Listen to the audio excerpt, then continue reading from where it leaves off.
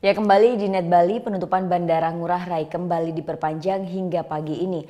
Ribuan penumpang yang sebagian besar wisatawan asing menumpuk di lantai 2 terminal bandara.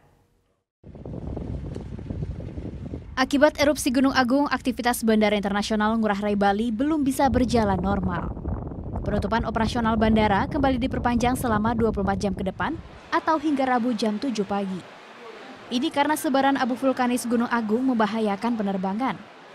Dan penyebarannya itu di ketinggian 25.000 kaki dan menyebar ke arah timur laut dan barat daya, cenderung ke barat daya.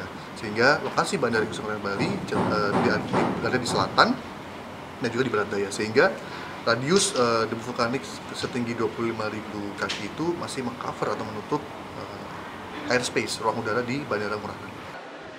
Sejauh ini lebih dari 440 penerbangan dibatalkan. Akibatnya sekitar 59.000 penumpang gagal berangkat.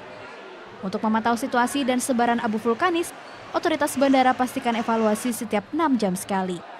Surya Sanjaya melaporkan untuk NET. Udah selesai kan nontonnya? Nah, jadi jangan lupa buat like, komen, dan subscribe ya.